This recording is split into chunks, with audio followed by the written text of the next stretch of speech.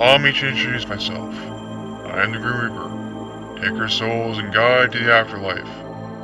I am that which is death, life's ultimate unknown. Join me on a journey into a world of the most nightmarish tales imaginable. I am your host, ReapersHorror, and these are the Reaper's Tales of the Strange and Paranormal. Tonight's tale is I Already Ate by ReapersHorror.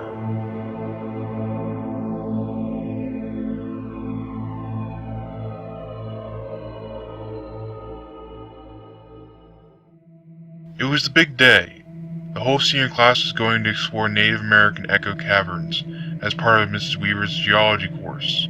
Jessica and her friends were probably the only ones who had showed any excitement for the field trip. The other children, not so much. They whined and fussed the whole way there. Johnny, Stacy, sit down this instant! Mrs. Weaver demanded.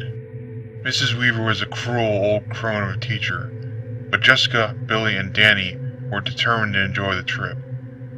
They just had to stay out of the teacher's line of sight. They had heard stories that Native American echo caverns might be haunted.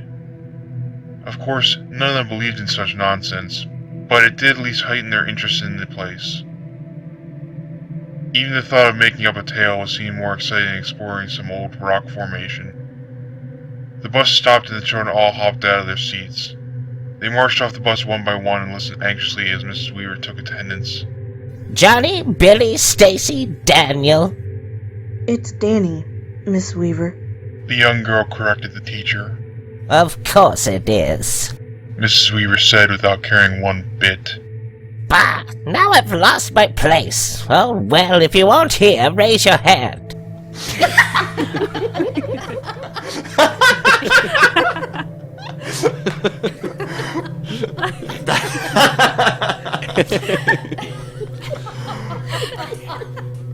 The students all laughed and snickered at this.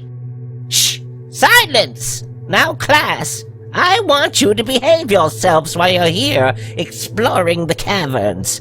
I don't want anyone wandering off, and I don't want any roughhousing or goofing around.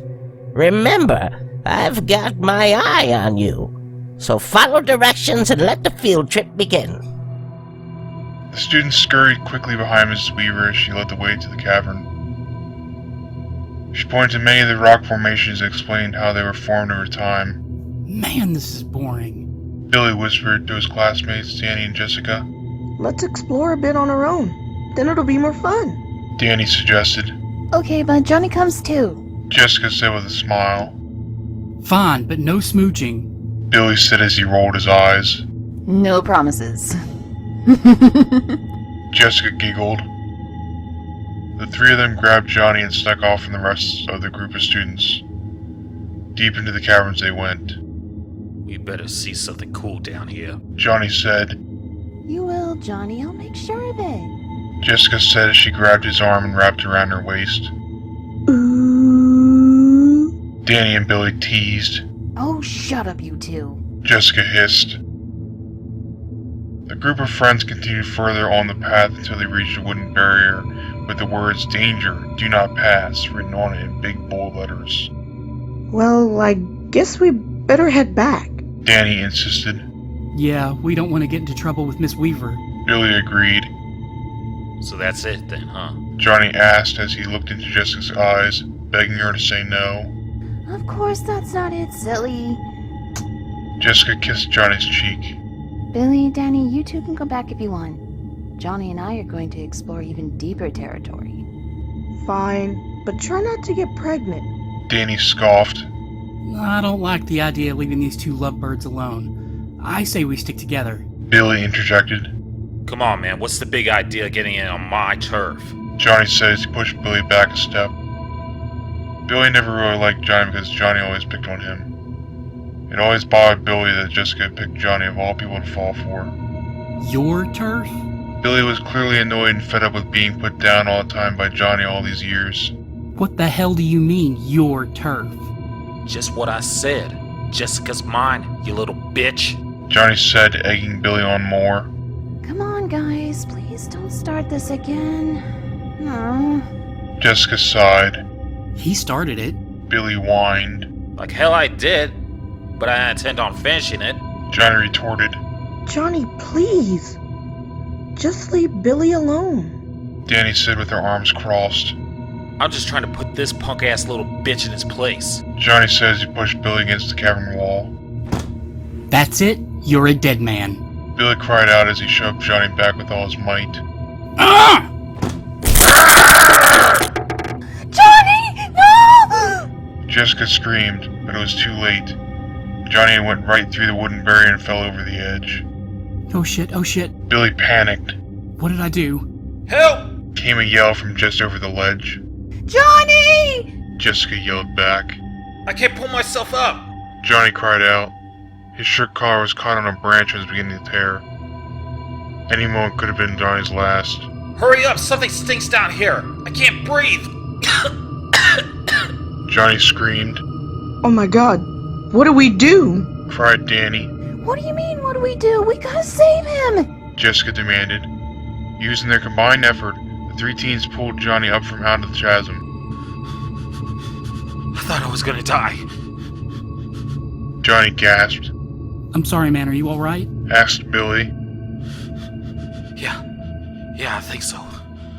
But I swear, I saw something down there. Johnny stammered. Let's just get out of here and head back to our class, okay? Reasoned Jessica. When they caught up with the rest of the class, they realized that they were covered in sweat, dirt, and something else. Tiny spores dotted their bodies.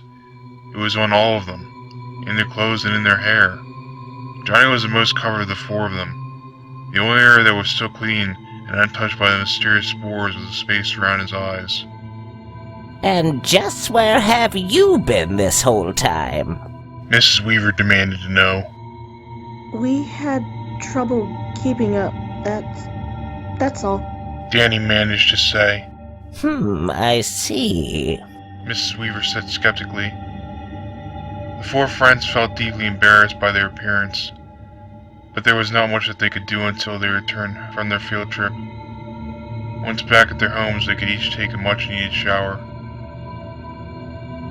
After returning to his house, Johnny immediately ran up the steps and jumped into the shower.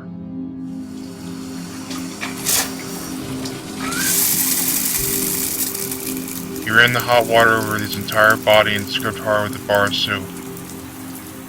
He struggled to remove all the dirt and grime, but the spores were his main concern. They burned his skin as the water made contact. Eventually they began to swell in size and turned from a dark green to a bright blood red before absorbing into his skin. That's when he blacked out and his body hit the floor. Jessica, after suffering a similar spill in her own shower, was awoken by her cat Quincy, licking the water droplets off her face. Stop that, you silly cat, you. She giggled.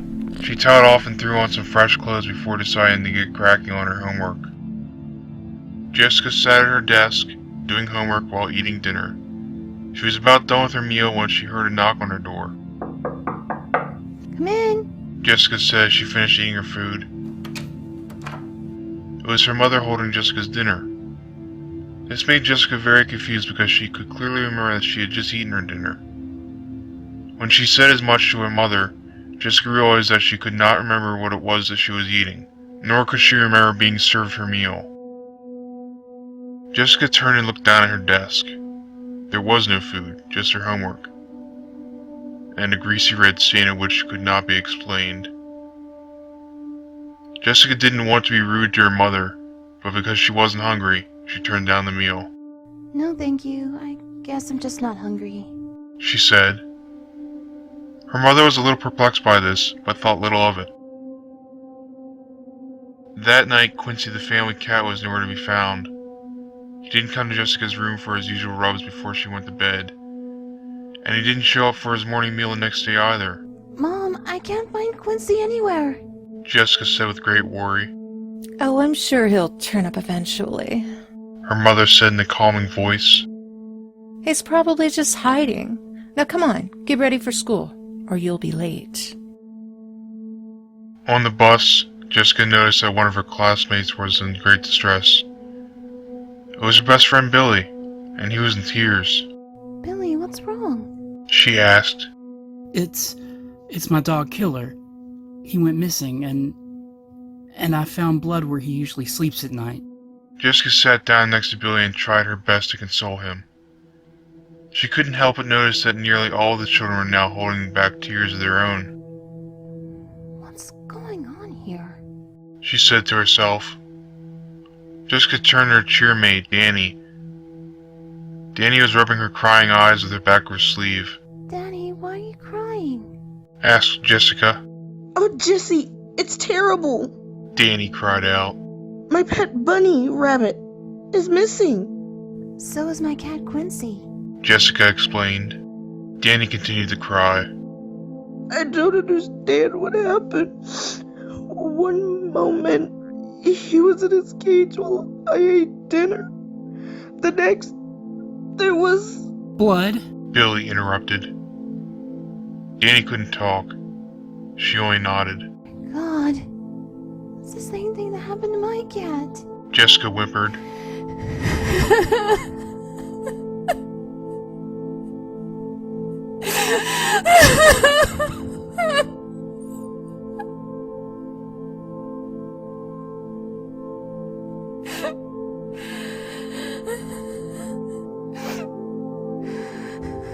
Where's Johnny?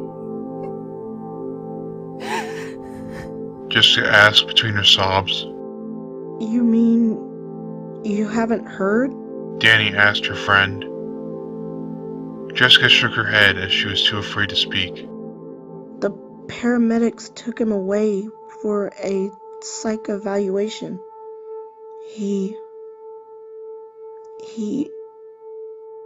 They think he killed his baby brother. Danny said while trembling. He ate him. After hearing those words, Jessica was shocked into silence. Billy began to look gravely ill and started vomiting all over the floor of the bus. A mixture of blood, fur, and bones went everywhere. There was even a dog collar, the same one worn by Killer. Billy couldn't breathe. He was choking on something large that was lodged in his throat. The bus driver slammed on the brakes and jumped into action, performing the Heimlich maneuver on Billy. He must have been somewhat successful in forcing the obstruction out of the boy's airway, because a large bone pierced its way through the side of Billy's neck. Billy was dead. Jessica and Danny's stomachs turned inside out of the sight. They spewed forth all the contents of their stomachs.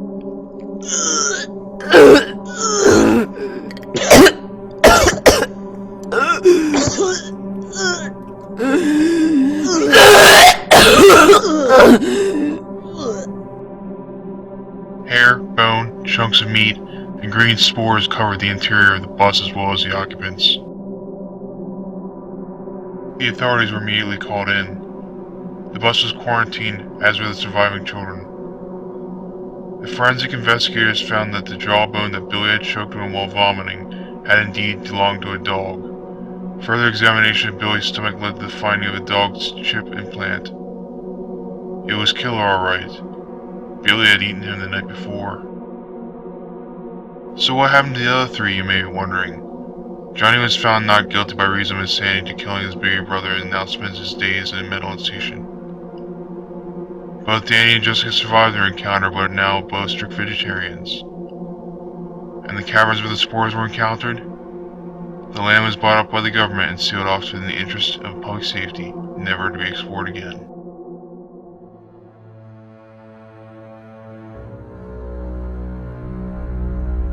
That's all for this episode. Thank you for watching. If you enjoyed this story, please leave a like and a message in the comment section below.